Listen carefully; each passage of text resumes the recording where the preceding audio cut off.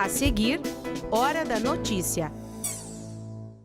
O projeto Guardião completa pouco mais de uma semana em funcionamento. Cerca de 400 câmeras devem fazer o videomonitoramento de Passo Fundo.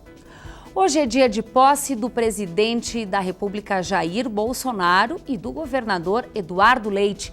Assunto para o quadro Fatos. E sobre mudanças na política, nós vamos conversar com o jornalista Ivaldino Tasca, um especialista nesta área. Uma cadeira de rodas automatizada feita com PVC. A gente vai mostrar esse projeto desenvolvido por um aluno aqui da Engenharia Mecânica da UPF. E ainda a gente vai falar de felicidade, quem não quer? Com a gente aqui no estúdio, o psiquiatra Jorge Salton. Hoje é terça-feira, é 1º de janeiro de 2019, é hora da notícia.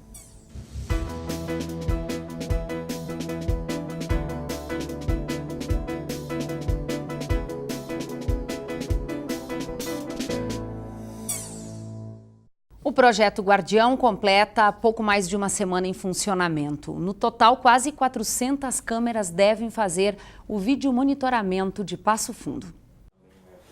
É nessa sala que fica o controle do projeto Guardião.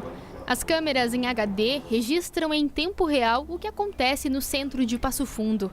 Mas logo o sistema deve cobrir também boa parte do município. Por enquanto, a cidade conta com 58 câmeras instaladas em 22 pontos. Mas até o final de 2019, outros 200 equipamentos devem ser instalados no município. No total, o projeto Guardião deve implantar 386 câmeras de vídeo monitoramento. O objetivo é exclusivo para a segurança pública. As câmeras não fiscalizam infrações de trânsito, por exemplo.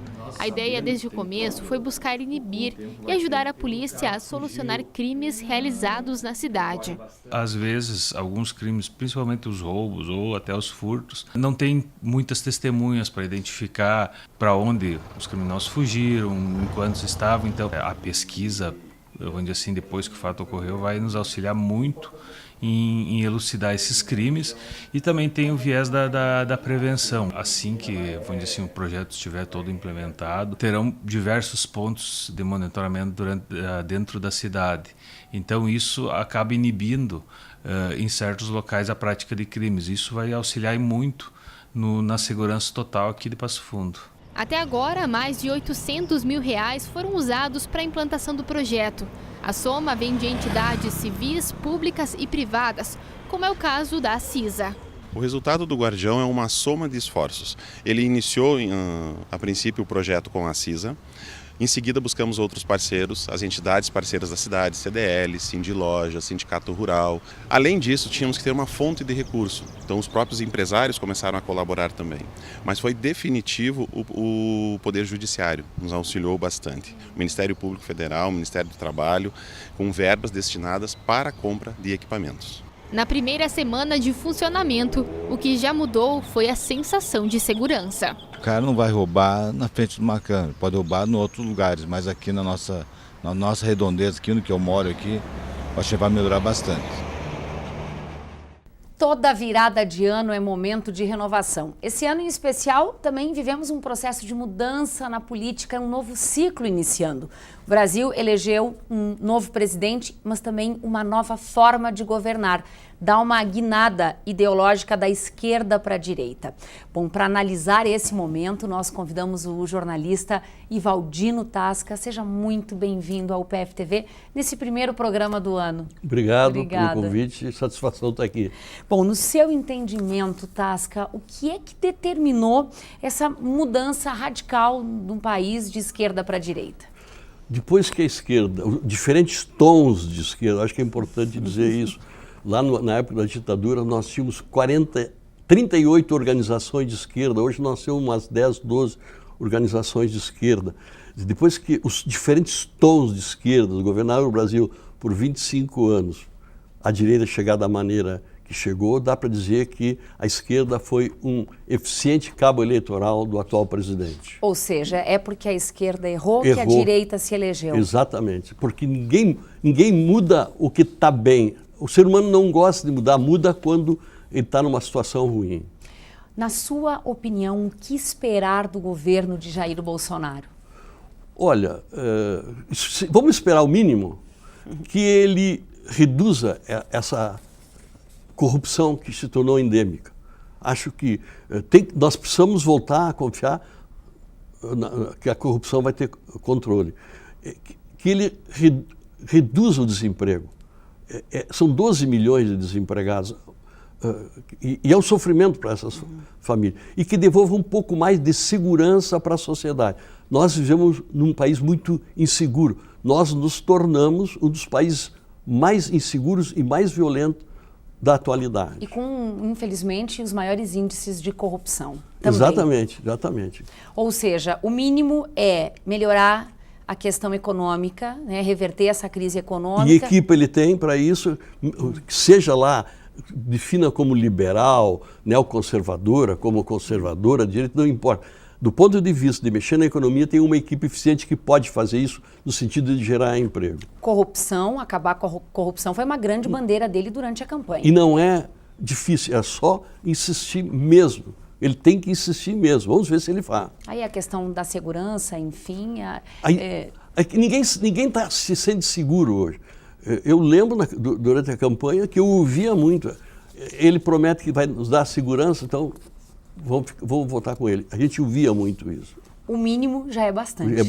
E ele tem como fazer o mínimo. Qual deve ser o papel da oposição de hoje em diante?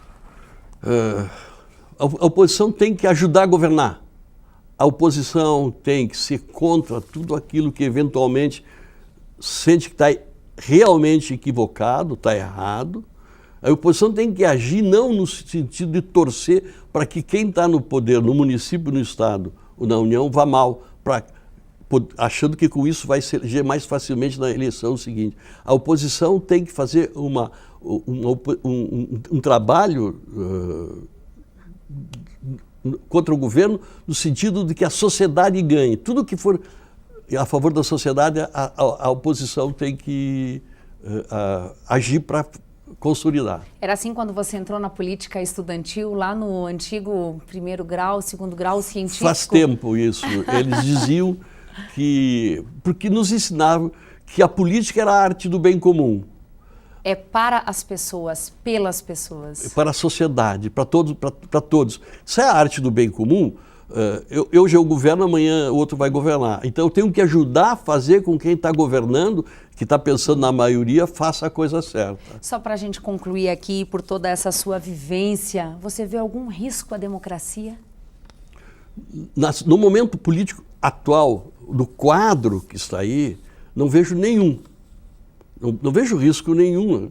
Agora, se pegar uma história dos últimos 70 anos do Brasil, qualquer previsão pode ser precipitada, porque nós fomos muito instáveis. O ex-presidente Juscelino lá teve 3 ou 4 tentativas chamavam na época quarteladas, tentativa de derrubá-lo. Jânio renunciou, Jango foi deposto, veio o golpe de 64, veio o AI-5, veio a redemocratização. A gente vive altos e baixos. Eu não me lembro quantas vezes tentaram aplicar impeachment para o Fernando Henrique, era da esquerda contra a esquerda. Então, nesse quadro de instabilidade, nós somos muito imaturos nesse sentido. Não dá para afirmar aqui com certeza, mas não vejo risco nenhum no momento. Muitíssimo obrigada pela sua participação aqui no primeiro Hora da Notícia de 2019 e que esse ano seja excelente. Obrigado, obrigada. Até a próxima. Obrigado pelo convite. Obrigada.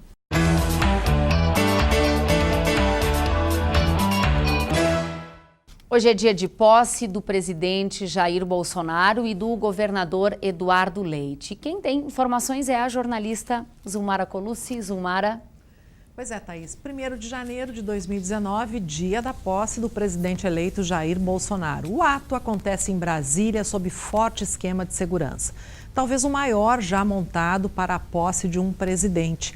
A esplanada dos ministérios está completamente fechada desde ontem e será liberada às 8 horas da manhã do dia 2 de janeiro.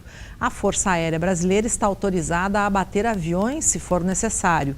Isso porque, segundo o Serviço de Inteligência, haveria forte ameaça de atentado contra o presidente. Bolsonaro desfila em um trajeto de cerca de 3 quilômetros, com saída prevista da Catedral de Brasília. O presidente eleito participa de uma solenidade no Congresso e recebe a faixa presidencial no Palácio do Planalto. Para a posse, são esperadas de 250 a 500 mil pessoas.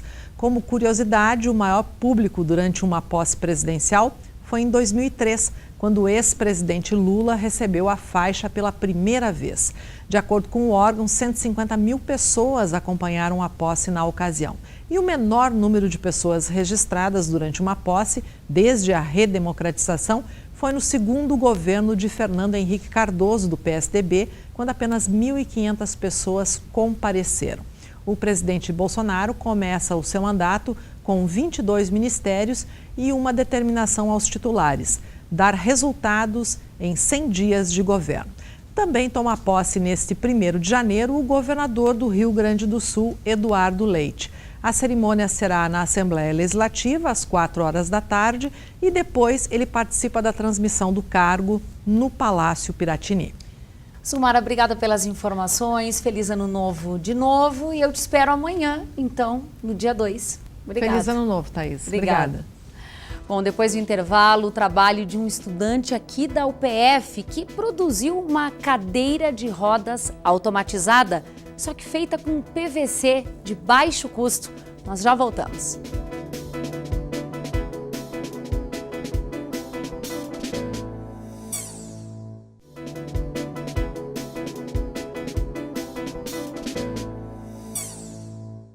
Na segunda dica da série sobre o uso correto do português, hoje você vai saber o que afinal é falar certo. Será que é só falar ou também escrever dentro das regras da gramática? Confira a dica.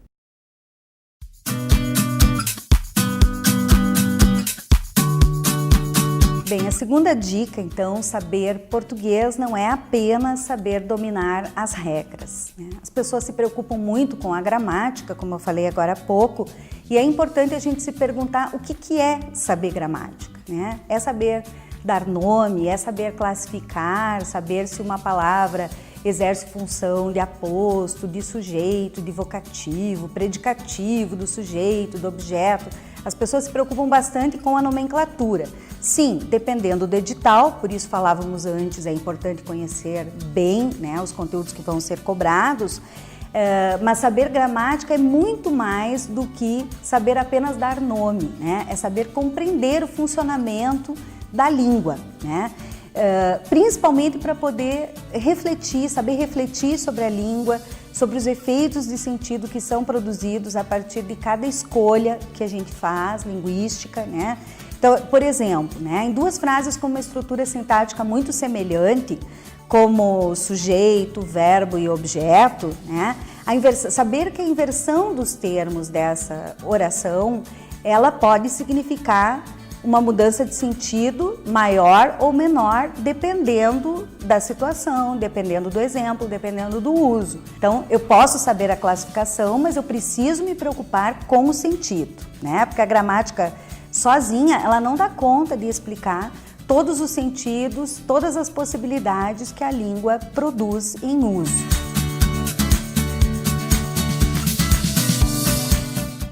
A população desempregada no Brasil ficou em 12.200.000 em novembro. Isso é 3,9% a menos do que o mês anterior. A população ocupada, de 93,2 milhões, é a maior da série histórica, iniciada em 2012. O número de pessoas empregadas é 1,2% maior que agosto, 1,3% maior que novembro do ano passado. Bom, esses dados, eles foram divulgados pela Pesquisa Nacional por Amostra de Domicílios. A busca da felicidade pode ser o combustível que move as pessoas.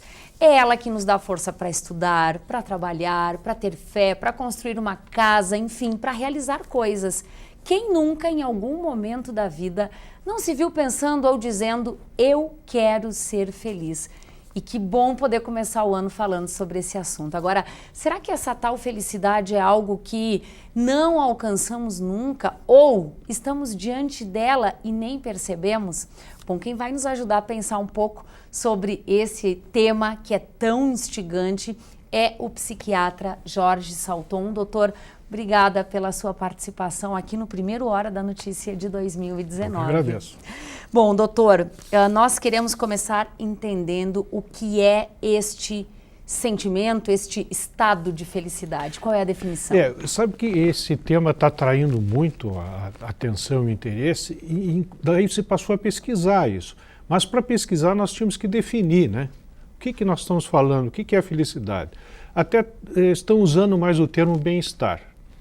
E para conceituar isso, você coloca assim, ó, a ausência de 2 sentimentos e a presença de 3 sentimentos. A felicidade seria assim, quando eu não tenho ansiedade, angústia, quando eu não tenho tristeza, depressão, e quando eu tenho uma sensação de confiança, de esperança e de paz interior. Parece bastante simples, não é, doutor? Uhum. E ouvindo assim, é muito prático Sim. e objetivo. Agora, por que a gente busca tanto este estado de espírito? Aí até tem um pesquisador americano, Martin Seligman, que ele pesquisa muito felicidade, é um psicólogo, e ele até descreveu uma fórmula para isso, né? Já que nós buscamos tanto, ele diz, então eu vou elaborar uma fórmula. E a fórmula dele diz assim, que felicidade depende de 3 fatores. Hereditário, circunstancial e voluntário. Vamos por partes, então, abrir rapidamente esses fatores? O hereditário é assim, nós já nascemos com uma possibilidade de ser mais ou menos felizes. Nós temos uma variação de felicidade. Isso seria genético? Genético. Então, na psiquiatria, por exemplo, nós acompanhamos as pessoas que são distímicas e as que são hipertímicas. Distímicas são pessoas que elas têm um índice de felicidade baixo. Elas fazem uma variação para mais ou para menos, mas lá embaixo, né? Elas tendem a ser infelizes a vida inteira. Já nasce com essa tendência. E os hipertímicos é o sonho de todos nós que gostaríamos de ser hipertímicos. São pessoas que têm essa variação lá em cima. Quando eles ficam infelizes, é muito pouco infelizes, e a tendência deles sempre é ter uma grande felicidade. Então, esse é o primeiro fator, o da hereditariedade. O segundo fator... E ainda só para completar esse primeiro, quando a gente, por exemplo, sofre uma tragédia e a gente fica infeliz, passou alguns meses, a gente volta para esse nosso patamar hereditário. Segundo fator? O circunstancial, o ambiente, né? Se eu vivo num ambiente que me favorece a ser feliz, a meu índice, nessa minha variação eu vou andar sempre no ponto de cima, né?